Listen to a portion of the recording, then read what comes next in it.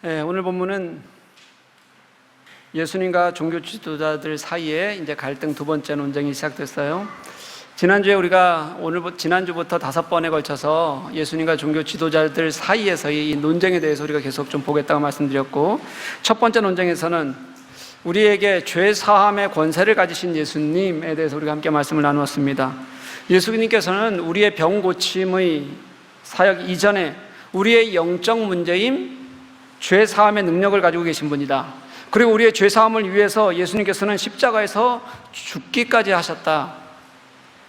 그 예수 앞에서 진정한 회개가 무엇인지, 그리고 진정한 감사가, 구원에 대한 감사가 무엇인지를 알아야 한다. 그렇게 나눴어요.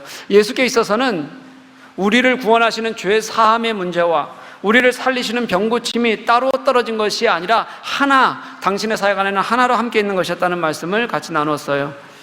이제 오늘은 두 번째, 세리 레위를 부르시고 그 레위와 함께하는 식탁을 마주하는 일로 바리새인들이 예수님께 다시 지적하고, 그리고 예수님 그것에 대해서 응답하시는 것으로 오늘 두 번째 이야기가 이제 진행이 됩니다. 예수님께서는 가버나움 집에서 중풍병자를 고치신 다음에 이제 해변으로 나가셨어요. 해변으로 나가셨는데 그곳에도 사람들이 많이 몰려 있어서 그들을 가르치셨다. 간단하게 13절은 그렇게 얘기하고 있어요. 그리고 나서 바로 14절에 이어서 어떻게 되냐면 화면이 바로 바뀌는 겁니다. 그러면서 길을 걷다가 세리를 만나는 장면이 이제 나와요. 마가는 예수께서 길을 가다가 알페오의 아들 레위가 세관에 앉아 있는 것을 보시고 그를 부르셨다, 이렇게 기록합니다. 세관에 앉아 있다, 그럼 이게 뭐라는 뜻이에요? 세리라는 뜻입니다. 세리에 대해서는 우리가 너무 잘 알고 있어요. 그들은 유대인들이 그렇게 싫어했던 헤롯을 위해서 일했던 사람들입니다. 심지어 가난한 사람들에게서도 착취하는 것을 너무도 당연하게 생각하고 그들의 것도 착취했어요. 유대인들이 가장 경멸하는 부류를 찾자면 세리입니다. 어떤 것과 동일하게 취급을 했냐면 도둑이나 창녀와 같은 부류로 취급할 정도로 그렇게 손가락질을 받았으니 얼마나 사람들과 동떨어진 생활을 했겠습니까? 그러다 보니 세리는 그러면 그럴수록 점점 더 적대적으로 유대인들을 착취하는 것을 당연하게 여기던 그런 상황이 지금 세리를 보는 상황이었다는 겁니다. 그런데 예수님께서 지나시다가 그 세리를 부르신 거예요. 세리가 먼저 예수님에게 어떤 액션도 취하지 않았어요. 병든자들이 찾아왔다든지 하는 그런 액션도 없었어요. 그냥 예수님이 부르시는 겁니다. 더 놀라운 것은 세리가 그 부르심에 응답했다는 겁니다. 오늘 말씀은 아주 심플하게 기록이 되어 있어요. 그가 일어나 따르니라, 이렇게 그냥 심플해요. 여러분, 세리는 인생과 돈을 바꾼 사람들이에요. 그래서 친구들도 없이 그냥 손가락질만 받고 욕만 먹으면서 살았어요. 그러니까 그 대가로 얻으려고 했던 것이 돈을 갈취하는 거였습니다. 기왕 돈과 인생, 사람을 바꿨으니까 대신 돈으로 할 수 있는 모든 것을 다 했을 겁니다. 아마 그랬을 거예요. 온갖 쾌락을 다 누렸을 겁니다. 근데 여러분, 쾌락을 누리면서 살면 좋던가요? 여러분, 착각하지 말아야 될 게 있습니다. 기쁨과 쾌락은 다른 겁니다. 그런 삶에는 기쁨이 없어요. 우리는 이걸 착각하는 경우들이 있어요. 쾌락은 아무리 좋아도 그 시간이 지나면 그 다음에는 공허해져요. 그러니까 더 공허해지고 또 공허해지니까 이 공허함을 달래기 위해서 더 깊이 탐닉하게 되는 게 쾌락입니다. 유흥에 빠져보신 분들 혹시 있으세요? 없는 척?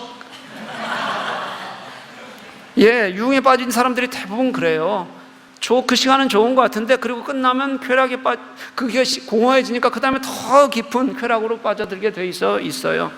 그런 그에게 주님이 찾아오신 거예요. 자신을 부르는 분이 찾아왔어요. 어쩌면 세리에게는 처음으로 자신을 인간적으로 대해준 분일지도 모르겠다는 생각이 들어요. 정확한 이유는 오늘 본문에서 말하고 있지 않으니까 우리가 제대로 알 수 없어요. 그런데 그는 예수님께서 부르시자 예수님을 따랐습니다. 여기까지는 길거리에서 일어난 아주 단순한 대화였으니 아직은 괜찮아요. 그런데 그 다음 절에 유대 종교 지도자들이 경악할 일이, 까무러칠 일이 벌어졌어요. 같이 한번 읽어봤으면 좋겠습니다. 읽습니다. 시작. 그의 집에 앉아 잡수실 때에 많은 세리와 죄인들이 예수와 그의 제자들이 함께 앉았으니 이는 그러한 사람들이 많이 있어서 예수를 따름이러라. 아멘. 예수께서 레위의 초청으로 그의 집에 들어가서 다른 죄인들과 함께 식사를 하셨다 이렇게 기록하고 있어요. 여러분, 식탁에 앉았다는 얘기는 친밀한 교제를 가졌다는 뜻이잖아요. 우리도 누구와 밥 먹었다 그러면 친분을 과시하는 걸로 많이 써먹지 않습니까? 그렇죠? 그냥 뭐 여러분들 맨날 밥 먹는 사람끼리 먹으면 별로 친분을 과시하는 일로 안 써요. 근데 내가 꼭 만나기 어려운 사람들이나 또 높은 사람들 그리고 또 유명한 사람들을 만나면 밥 먹었다는 것을 무슨 굉장히 친분을 과시하는 걸로 써먹잖아요. 안 그래요, 여러분?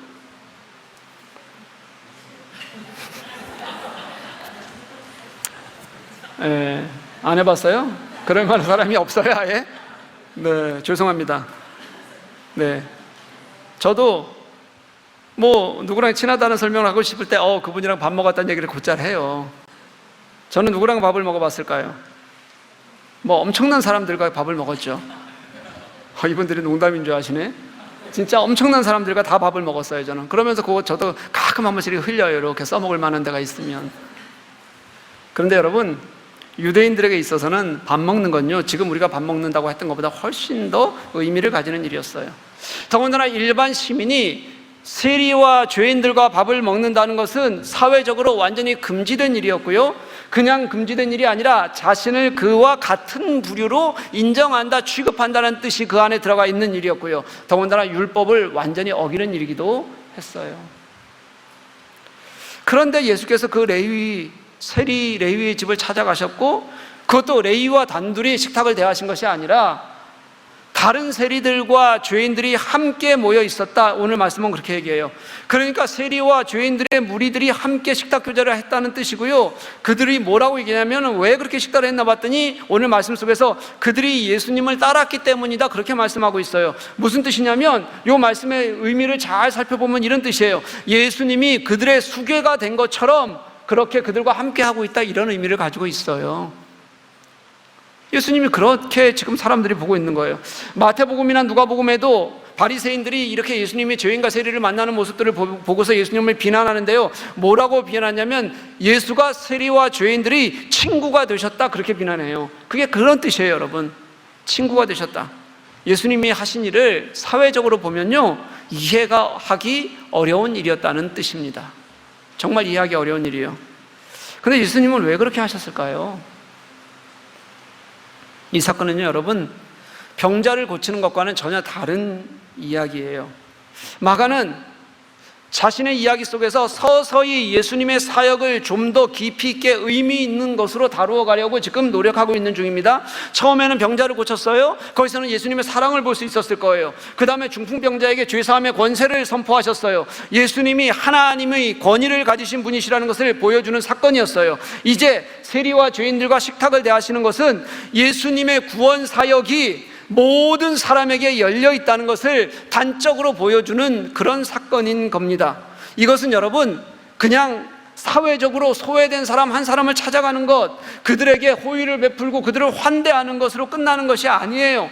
예수로부터 시작된 구원 사역이, 예수께서 이제 곧 십자가에 죽으셔야 될 그 당신의 복음과 구원의 시대는 철저하게 소외되고 어려운 사람들, 자신이 여전히 죄인이라고 느끼는 사람들, 내가 죄인이어서 나 혼자는 구원을 받을 수조차 없다고 고백하는 그런 사람들에게까지 예수께서 그들과 화해를 하시고 그들을 살리시려는 하나님의 마음, 그 마음을 가지고 계시다는 것을 보여주시는 사건이 바로 이들과 함께 식탁을 대하는 사건이라는 거예요.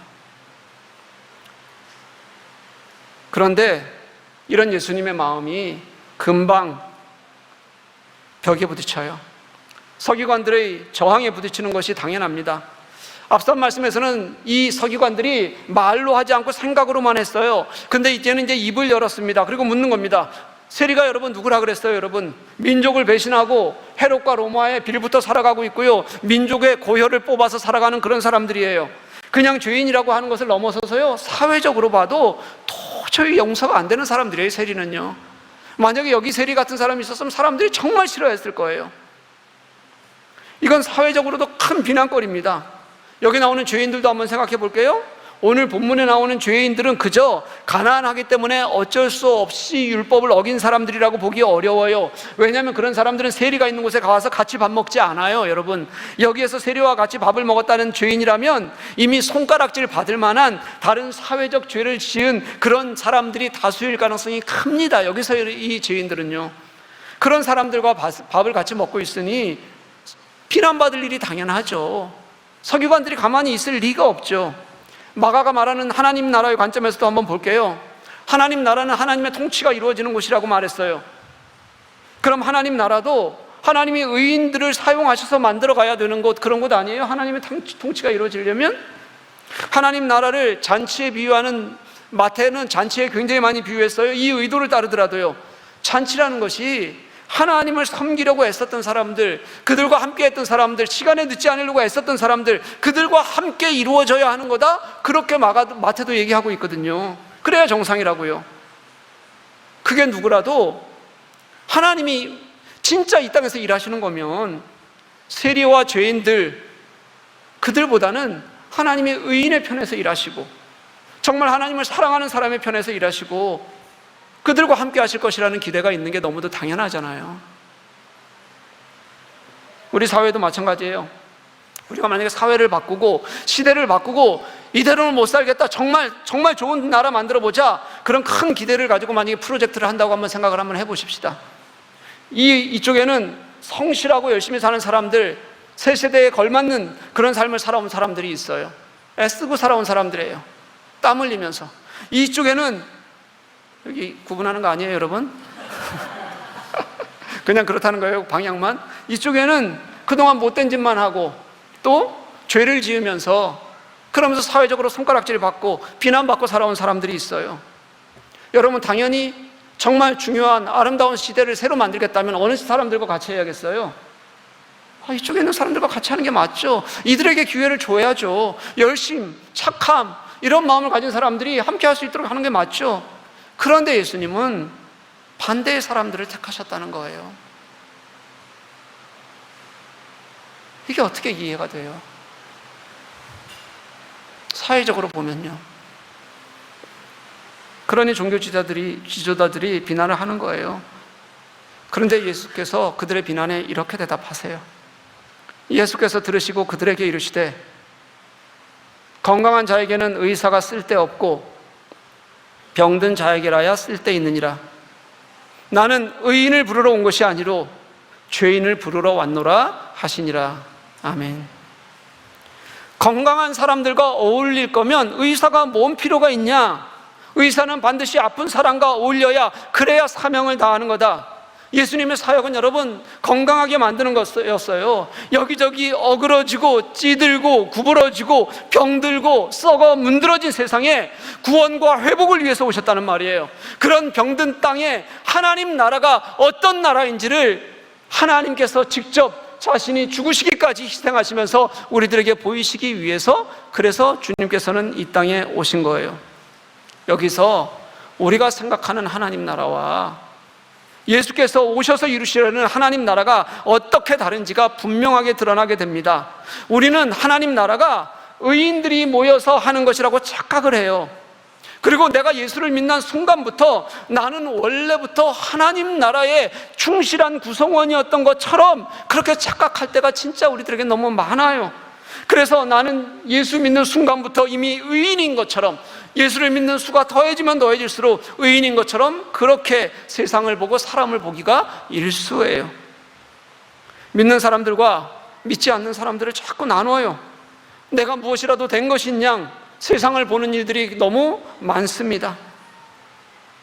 예수께서 이 땅에 오신 이유가 죄인들을 부르기 위해 오셨고, 나도 그 죄인들 가운데 있는 한 사람이다.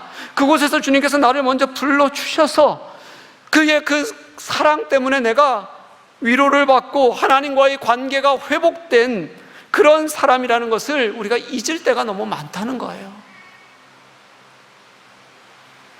하나님 나라는 예수 그리스도께 부르심을 받고 회복을 경험한 사람들이 모여서 하나님의 뜻을 이루어가는 그런 하나님의 통치가 있는 나라이지, 내가 의인이라고 말하는 사람들이 만들어가는 곳이 아니라는 거예요. 예수께서 오셨을 때 병자는 건강하게 되고 죄인들은 의로우신 하나님과의 옳은 관계가 맺어지게 됐어요. 그리고 그들이 주님을 따르는 사람들이 됐어요. 스스로가 옳다고 여겼던 사람들, 의인이라고 여겼던 사람들은 예수님을 인정조차 하지 않았어요. 내가 스스로 죄인이라고 생각하는지 아닌지에 따라서, 내가 나를 어떻게 하나님 앞에서 인식하고 있는지에 따라서 누군가는 하나님을 보게 되고 하나님을 만나게 되고 구원을 얻게 되고, 또 누군가는 하나님의 나라가 무엇인지 알지조차 모른 채 그렇게 죽어가게 되어졌다는 겁니다. 사랑하는 교회 여러분, 하나님 나라는 가난한 자, 병든 자, 스스로 죄인이라고 여기는 자들에게 하나님께서 구원하셔서 이루시는 잔치예요. 구약에서 보자면 하나님께서 이스라엘 백성들을 시내 산으로 부르셨어요. 광야. 그곳에서 언약을 맺어요. 언약을 맺은 다음에 하나님께서 잔치를 베푸시는 게 24장 11절에 나와요. 그렇게 불러주신 자들, 언약을 맺은 자들, 그들이 지금 완전히 깨끗해서가 아니라 이제 광야 40년 동안 수없이 하나님을 배반하고 우상을 섬길 텐데, 그래도 그의 부르심에 응답한 그들을 불러주셔서 그들에게 베푸시는 잔치, 그게 구약에서 보여주신 잔치였어요. 신약으로 보면요, 탕자 이야기가 나와요. 아버지 재산 가지고 나가서 다 탕진해버렸어요. 유흥에 빠져서 버렸어요. 그 아들이 돌아오죠? 그 아들을 찾았어요. 찾은 다음에 아버지가 그 아들을 위해서 너무 기뻐서 베푸시는 잔치가 누가복음 15장에 나와요. 무슨 뜻이에요, 여러분? 시내산 언약도 그렇고 탕자 이야기도 그렇고요, 하나님께서 당신이 먼저 찾아가시고요, 불러주시고요, 함께 하자고 말씀하시고요, 그리고 나서 그 언약의 관계가 회복된 사람들이 하나님의 용서를 자신도 무엇인지 깨달았던 사람들이 누리게 되는, 회복된 후에 누리게 되는 잔치가 하나님 나라였다는 거예요. 그런 마음이 없이는 하나님 나라는 우리들에게 없어요, 여러분. 그러니 사랑하는 여러분, 우리는 의인이 아니라 주님이 찾아오셔야만 하는 죄인임을 고백하는 저와 여러분들 될 수 있기를 간절히 소망합니다. 우리 의인이어서 사랑받는 게 아니에요. 우리가 나는 의인이라고 여기는 순간, 내가 그럴만하다고 여기는 순간부터 세상이 주는 유익과 잘됨을 하나님이 주시는 것으로 착각하게 돼요. 그런 축복으로 생각하며 살아요.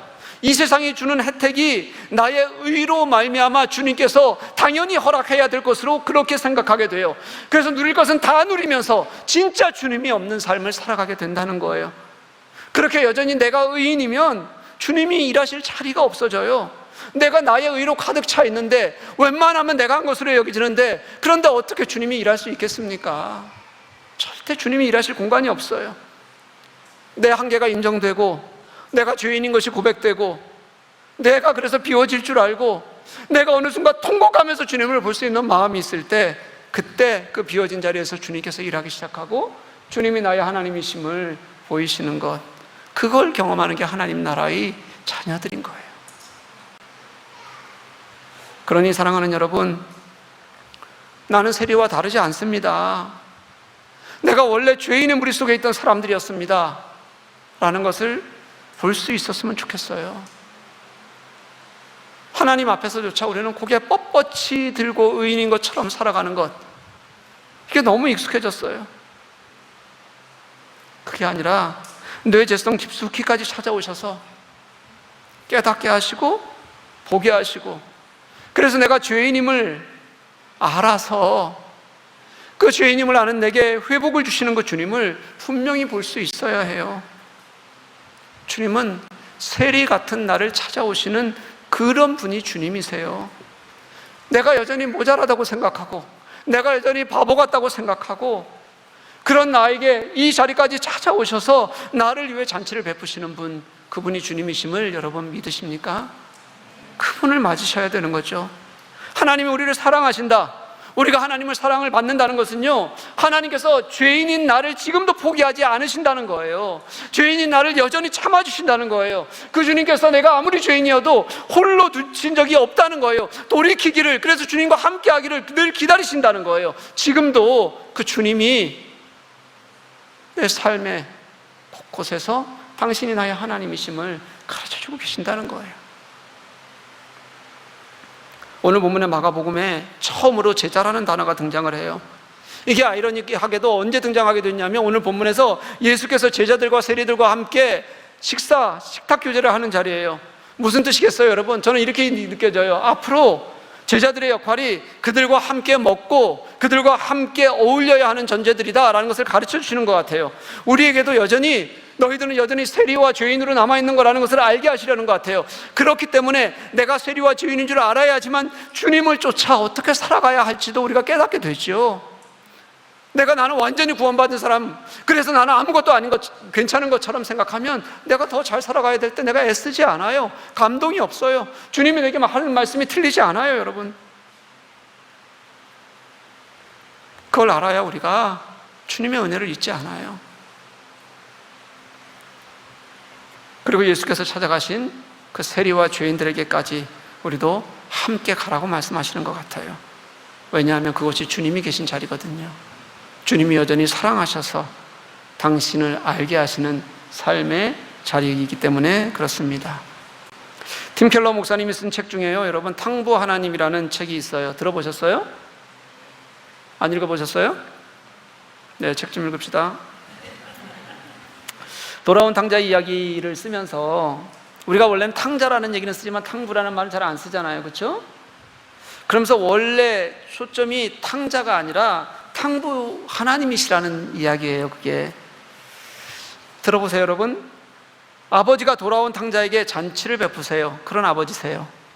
그 아버지와 죄인을 찾아가시고 죄인들과 함께 잔치를 벌이시는, 식탁을 대하시는 그 예수님, 같은 분이시라는 거잖아요. 세리와 죄인들과 함께 식탁을 대하시고, 그리고 그 식탁을 대하시는 예수님이 죄인들의 친구라면 당연히 탕자 아들에게 잔치를 베푸시는 하나님은 탕부 하나님이신 것이 너무 당연하다는 이야기예요. 무슨 뜻이냐면요, 하나님은 자신을 탕부로 여겨지더라도, 그렇게 여겨지는 게 그 사회 속에서 당연하더라도 자신을 그렇게 취급해서라도 이 땅의 우리를 포기하지 않으시겠다고 이 땅에서 당신의 마음을 보이시는 분이 하나님이시라는 거예요. 그 하나님이 사랑의 하나님이신 겁니다. 내가 탕부가 되어서라도 우리를 사랑하시고 회복시키시려는 마음, 아무리 낮아져도 그 낮아진 곳에서도 우리와 똑같다고 누군가가 손가락질할지라도 당신의 사랑을 포기하지 않으시고 결국은 당신이 하나님이심을 알게 하셔서 당신과 함께 하나님 나라를 만들어 가기를 원하시는 분, 그분이 우리 주님이시라는 거예요. 제가 지난 주간에 코스타에 다녀왔어요. 지선 전도사라는 분이 콘서트를 하면서 간증을 하더라고요. 모든 것이 은혜, 은혜, 은혜, 한없는 은혜. 뭐 여기까지 얘기하면 어떤 찬양인지 알겠어요, 여러분? 한번 해보실래요? 원래는 제가 해야 되는데 제가 늘 언제 한번 자신 있게 할게요, 연습해서. 한번 해보실래요? 은혜, 은혜, 은혜, 한없는 은혜, 당연한 것 하나도 없었던 것을 모든 것이 은혜, 은혜였소. 이 찬양을 부른 가수예요, 지선 전도사가. 아이가 셋인데 큰아이가 6살 때 220V 젓가락으로 이렇게 해가지고 감전돼서 손가락 마디 하나를 잃었어요. 감전됐는데 손가락 마디 하나 잃었다니까 너무 감사하지 않아요? 근데 이거는 결론적으로 그래요. 손가락 마디 하나라지만 수없이 많은 수술과 치료, 죽음을 마주하는 시간을 거쳤어요. 아이가 6살 아이인데 몸이 무겁지도 않은데 욕창이 생길 만큼 오랫동안 누워서 생활을 했고요. 수술을 여러 번 했고 그 이후에는 이틀에 한 번씩 전신 마취를 하고 소독을 해야 했어요. 이틀에 한 번씩 전신 마취요. 아이가 손가락마다 철심을 박았더라고요. 그 과정이 너무 혹독해서 죽지 않고 살아난 게 다행일 정도로 수없이 고통을 받았어요, 아이가. 근데 소독을 할 때 어느 날 아이가, 소독을 하고 깨어난 아이가 환하게 웃으면서 사진을 보는데 너무 애가 웃어요. 환해요. 이렇게 말하더래요. 엄마, 나는 오늘 소풍 온 것 같아요. 왜 그렇게 생각해? 물었더니 엄마와 하루 종일 같이 있잖아요. 사랑하는 엄마와 하루 종일 같이 있으면 아이에게는 이것도 소풍이구나. 그래서 아이는 그렇게 아파도 웃음이 그리고 미소가 떠나지 않는구나 생각하면서 이런 생각이 들었답니다. 그래, 주님이 함께 하시면 우리가 사는 이 땅이 소풍이지. 내가 이렇게 어려운 일로 아이를 보고 있어도 주님이 이 아이의 마음에 함께 하시면, 우리와 함께 하시면 이 땅이 소풍이지. 그래, 이 시간이 좋은 거지. 그래, 이 시간 하나님께서 내게 누리라고 주신 시간이지. 아이와 24시간 붙어 있으라고 하나님께서 내게 주신 선물이지 라는 생각이 들더래요. 그러면서 그 다음에 보니까 어려운 일들을 진짜 많이, 그렇게 하나님의 일을 하는데 많이 겪었어요. 그런 지도전도사가 말하는 게 뭐냐면, 가장 연약할 때, 가장 힘들 때가 하나님을 찬양하기 가장 좋은 때다라는 생각이 들더라는 거예요. 왜냐하면 그 시간 내가 주님을 찬양하는 것 외에는 할 수 있는 게 없고, 연약한 나의 삶의 자리에도 내 마음에 찾아와 주시고 삶의 현장에 찾아와 주셔서 죄인 같은 나와, 이렇게 고통 속에 있는 나와 함께 하시는 그 주님이 내게 그렇게 찬양 속에서 온전하게 불려주실 때 가장 아름다운 때더라는 거예요. 주님이 오신 이유가 그런 나를 위해서 오늘 이 땅에 오셨다는 게 느껴지니까 그렇게 찬양하는 게 기쁨이 있더라는 거예요. 우리를 그렇게 사랑하시는 분이시라는 것을 알겠다는 거예요. 그분이 탕보 하나님이신 겁니다. 사랑하는 교회 여러분, 예수님은 지금도 세리와 죄인들에게 찾아오시고 그들 가운데 계세요. 의사가 환자를 돌봐야 하듯이 예수님은 당신의 치유와 섬김이 있는, 그것이 필요한 곳에 예수님이 계셔요. 그리고 우리에게 그렇게 돌아보게 하십니다. 지금 너희들은 어느 자리에 있니? 지금 너희들은 어느 자리에 있니? 사랑하는 여러분, 여러분들은 어느 자리에 계십니까? 여전히 나를 포기하지 않으시고 찾아오시는 그 예수님의 마음이 있는 곳, 그것이 우리의 자리가 될 수 있기를 간절히 소망합니다.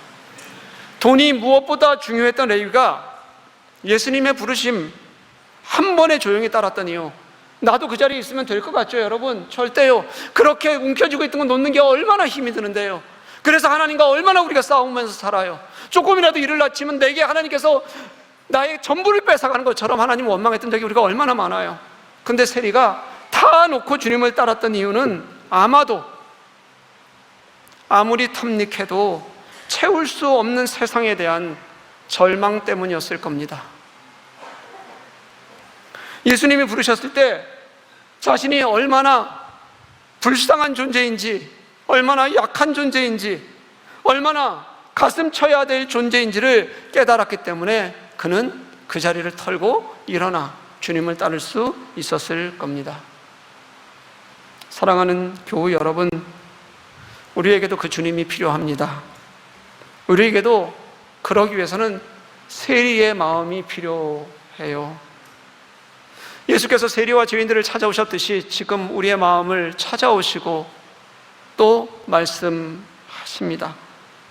더 이상 내가 의인인 척 살기보다는 주님 앞에서 죄인인 것이 더 좋고, 그래서 나를 찾아오신 그 주님과 함께 회복되고 그 은혜로 살아가는 것이 좋아서 그때부터는 내가 의인이 아니라 주님이 나와 함께 살아가는 기쁨을 누리는, 그렇게 하나님 나라의 존재로 살아가야 한다는 것을 깨닫는 우리가 되었으면 좋겠습니다. 그 은혜 속에서 하나님 나라는 저와 여러분들 속에 임하실 것이라고 믿습니다. 그렇게 주님과 함께하는 저와 여러분 될 수 있기를 간절히 축복합니다.